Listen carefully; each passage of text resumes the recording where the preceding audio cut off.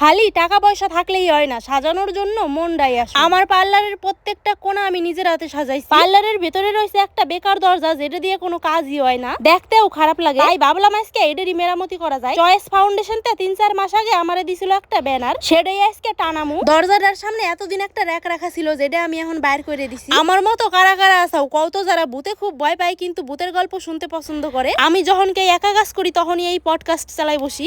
এরই ভিতরে করলো ছোট কাকি ফোন, আখি কান্দাকাটি করবা লাগছে, তাই নিয়ে ভিডিও কল করছে দেখাবেন নিকে। আমার নতুন পার্লারটা মোটামুটি 6-7 মাস হয়ে গেছে, তারপরে এখনো পর্যন্ত আমি সার্টিফিকেট গুলো টানাইনি। তো এখন হাতের কাছে মোট 3টে ছিল, তো 3টেই টানাইলাম, আর বাকি কটা বাড়ি রয়েছে। এর পরের দিন ভাবলাম আইসে তারপরে লাগাই দিমু। ইচ্ছা আছে খুব সুন্দর করে ইন্টেরিয়ার ডিজাইন করার। ঘরটা যেহেতু বাড়ানো হয় তাই নিগার সাহস পাই না, তাই নিজের মতো করে ওয়ালপেপার টেপার দিয়ে সাজাইছি। রাইতে বেলা বাড়ি আইছি, এখন বাজে রাত 9:30, আর আইলো হইছে পার্সেল। ডেলি দিন পার্সেল নিতে নিতে ডেলিভারি বয় গো আর ফোন করুন না কেন, সুজাই চলে অর্ডার করা হয়েছিল আমার ছোট ভাইয়ের নিগে ওয়াটারপ্রুফ বেড কভার। তো সেইটাই খুলে দেখবার নাকছিলাম। এটা দিয়ে পুরো বিছনা কভার হইব না, কিন্তু যেইটুকুই আছে ভালোই একটা কাজের জিনিস। এরপর তো হিসু করলে আর বিছনা ভিজবো না। মিশোতে চলতেছিল কয়দিন ধরে সেল, তো অর্ডার করছিলাম একটা হচ্ছে প্লাজো প্যান্ট। প্লাজোটা বেশ ভালোই আইছে, কিন্তু আমি আরো একটা অর্ডার করছিলাম, তো এইটার চেয়ে ওটা বেশি ভালো হয়েছে, তো ওইটা রেহাই দিছিলাম, আর লাস্ট অব্দি এটা রিটার্ন করে দিছিলাম।